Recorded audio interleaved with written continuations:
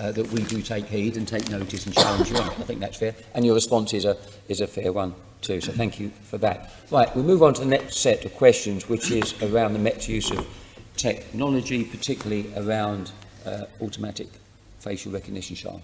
Thank you very much.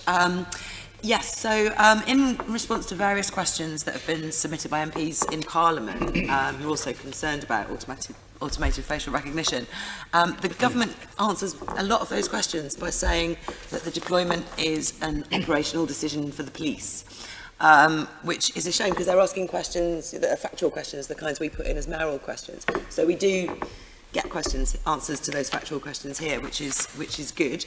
But I wanted to ask you about the wider issues around it as well. I mean, you've said that the ethical and legal thinking behind facial recognition and other types of technology needs to develop. So are you comfortable continuing to trial facial recognition without the ethical, legal and procedural dimensions being better defined? Comfortable. You're very comfortable doing it. Will you be following the recommendations that come out of the Biometrics Commissioner and the London Policing Ethics Panel, who are both looking at this? Yeah, I mean, we welcome the fact that the Ethics Panel have, which is obviously a joint panel between the Met and the Met and the Deputy Mayor, I think, or me and the Deputy Mayor, they work with. We welcome the fact that this is an area that they're looking at, and we anticipate their report will be published shortly, and we've been working alongside them as they've been doing their work, obviously. So as they've been coming up with their thinking, and sometimes us ahead of them or them ahead of us, we've been implementing recommendations as we go. So I'm very comfortable that we will be implementing their recommendations. I'd be very surprised if we were going to fall out about those. And it's a really useful piece of work. I mean, having given you a rather short answer to start with, just to say, I hope the committee would agree. You know, the world is changing very fast. Facial recognition is a fantastic example. I remember being told 12 years ago, facial recognition is just round the corner. It's only a year or 18 months away. It's going to mean you won't be able to use undercover officers, you won't be able to do that, you know, and. Well, here we are, and it is being used in certain circumstances in certain parts of the world in very sort of static ways in sort of 3 or 4 years ago. It's now beginning to move really fast, like all of the rest of technology, and it's getting better and better and better by the minute, and can be potentially combined with other technologies as well.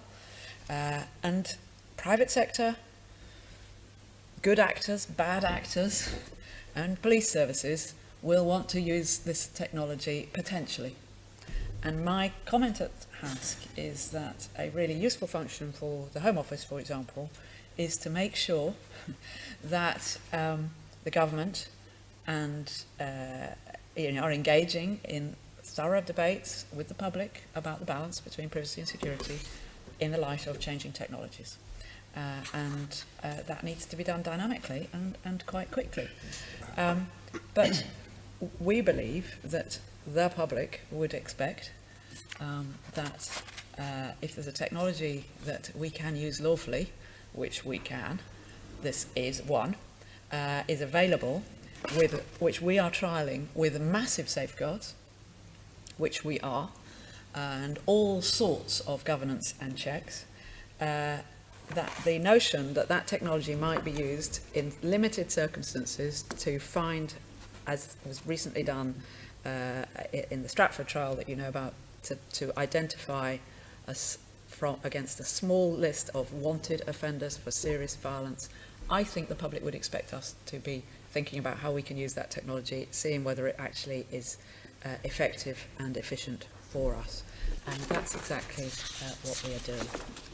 So, I mean, one thing that isn't moving fast is the legal basis for this. The government's biometric strategy was much delayed and has come out without much forward thinking. The Biometrics Commissioner has said that it doesn't set out a definitive picture of the future landscape and describe this as short-sighted. So the legal basis for it is not particularly clear, but you're clear that you're comfortable deploying it Absolutely. on Londoners while that's still in flux. I'm very comfortable that we're doing the trials. We'll get to the end of the trials, and they are genuinely trials.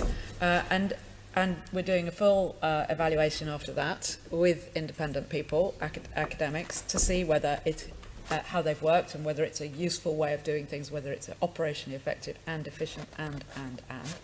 But there is a considerable amount of legislation around its use. A variety of different parts of the law are relevant. I have a commander who authorises every, which isn't necessary, but does, every deployment, and he runs through a set of questions, very like any intrusive activity under the Regulatory Investigation Powers Act. It's very carefully monitored, and the lawyers are, in Met parlance, all over it, and have been from the beginning. So the lawyers are our lawyers, who are very capable, are looking at this all the time, and I'm completely comfortable that the activity we are doing in the trials is lawful and appropriate.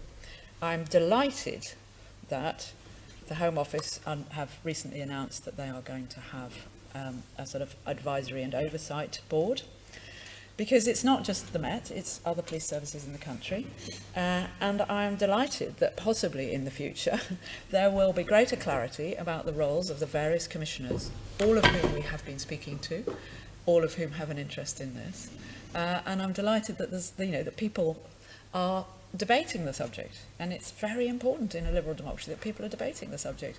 I'm completely comfortable with what we're doing, and we're going to carry on with the trials. Well, that's partly what this committee is for, to debate it. Yeah. I've just got a couple of questions, just factual questions about what happened in Stratford. You mentioned that you trialled it last week. I think the date was the 28th of June. I've seen the brief report back from Liberty, who were there observing. They say that no correct identifications were made. They report that one person was misidentified, and despite the police quickly realising he was not the person on the watch list when he produced his ID, he was still subjected to a search. It's unclear from their report whether or not a human checked the image before action was taken against this person. So can you outline the legal basis for doing this to this person? Why was he searched? No, I can't tell you the exact detail of that. What I can tell you is that the superintendent who's reviewed it was completely comfortable with what went on. In essence, what we do is we have officers who will be monitoring as soon as there's a suggested identification. They may be sort of back behind, or they may be on the scene, if you like. They will then have a quick look at the picture to see whether it looks like it really is, because there's no expectation that this technology will have 100%. We've been promised by the government as well that will always happen. Yeah. And they have a quick check, and then say whether they're going to whether they think it is appropriate or not to speak to the person. What then follows. It is also perfectly plausible that there's a situation in which somebody will be spoken to for a variety of other circumstances as well. During the deployment of this technology, of course there is. It is very heavily supervised. It is very carefully done. The superintendent who has looked at this is completely comfortable with the activity, and I have no reason to doubt what the officers have done at all. I am not expecting, and you shouldn't, I know you don't, Sean, but for the rest of the committee, not expecting this machine to only pick out people who are definitely wanted. That's not how they work. They work to suggest, and then there's a degree of judgment by an officer. Pick out any people who are wanted. I believe that in the trials, I would have to double check this, but I believe that in the trials that we have done to date, we have had one person detained as a result of this camera. But to bring some sort of extra realism into it, these are in controlled circumstances with other operations going on around, for example, the knife arches, and you'll be familiar, Sean, with the fact that at Stratford, we did arrest 2 people with very large knives during that operation, not as a result of the technology, but it's one of the tactics and suite of things we were doing. It's a tool. It is a bit like having what we call a super recognizer, an officer who's incredibly good at recognising people. Cressida Dick, Craig, I know he's wanted. I saw him on the briefing list this morning. we have officers who can do that brilliantly well, and others who just don't recognise people. It's a tool, it's a tactic. I'm not expecting it to result in lots of arrests. So just in terms of the cameras used at Stratford, there was a newspaper video in which some of the officers were interviewed on the scene. That seems to suggest that Transport for London station cameras were being used for this. That's not the case. These were special cameras on a van as usual, or were you using TfL technology? May not be questions you're able to answer. You may wish to Can you write come back to to us. us on that? Back on Because that. that If you was don't mind. I've got it nearly to hand, but not No, quite. they may please. have made a mistake, but it was certainly concerning move this on to a bit, see that. Simon. I have one more question Go on, about quickly. working with other police forces. South Wales Police are also doing trials of automated facial recognition. They did this most recently at an event in Swansea called the Biggest Weekend Fringe. And in their press release, they said they had 3 watch lists, one being intelligence-led around organised crime groups linked to music festivals. So did the Met share any intelligence with the South Wales Police to fulfil that watch list? Idea at all. You may wish to consider and write to us on that one. It's unlikely your colleagues would know the answer. That's okay. Can we get the answer to that question in writing, please? And finally, where else are you going to use it? I believe you're going to use it 6 more times this year. So my note tells me we've got 5 more trials Okay. to follow. We are deploying, and another point for the wider committee is we deploy very overtly. So there is a great deal of awareness that we're there with the technology, and we will be doing an overt deployment in Stratford towards the end of this month, which, as you know, has been one of our highest hotspots for violent crime, sadly, both not so much the Westfield side, but the other side of the road in the shopping centre there and immediately around there. But as a transport hub, it's I'm afraid, a real hotspot. Chair, we'll continue to scrutinise this. Thank you for that. It's right that the questions are asked. Yeah. Of course, London's public would expect you to properly use any technology that's evolving legally and correctly, and I think that we need to look at that.